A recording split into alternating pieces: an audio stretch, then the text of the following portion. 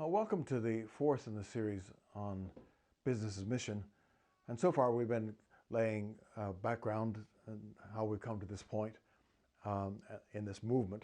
And also we've been talking a bit about domains, because I think that the big issue with business's mission is how to work out the interface between the church domain and the business domain, because they're different kinds of authority. But I want to explain a little bit of government authority, having done transactional or covenantal in the last in this series, and government, and then church. The thing about government is why it's absolutely essential. You look through human history, and you don't have any kind of thriving society without government, and yet government is also the source of some of the greatest tragedies in human history. It's when governing individuals or governing groups stir up hatred and stir up superiority or exclusivity, and then anger and hatred and then violence. That the biggest tragedies in human history have taken place. That's what happens when the authority that has been given to people to have government. It's what happens in a fallen world when that limited authority that's given expands to start trying to take over people's lives. And I think democracy is far from perfect, and not every society can handle democracy at all.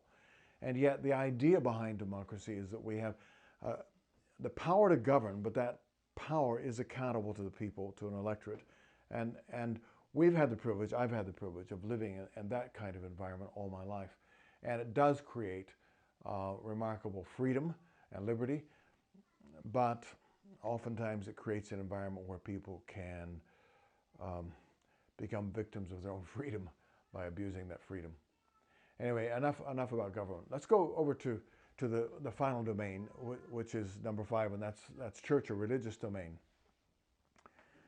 And I believe if you look at the New Testament, you'll see that one of the big differences between the Old and the New is that the Old combined governmental and religious authority together, and that can tend to be oppressive.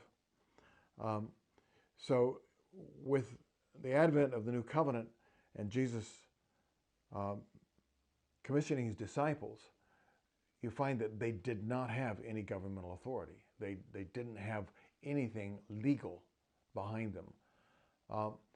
That existed for about 320 or 30 years, and then along came Constantine and empowered the bishops and gave them social status and wealth, and you started having governmental and religious authority together again.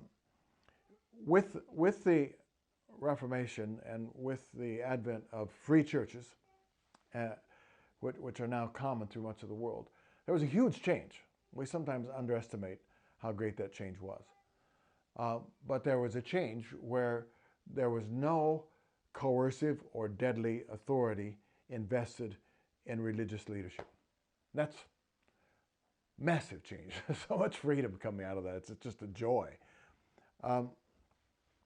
But there's always a tendency for people in leadership in the religious environment to go back to governmental or transactional authority. And when you mix the two, then you start having oppression or tyranny, where a person is both a boss and a pastor, a boss and a religious leader.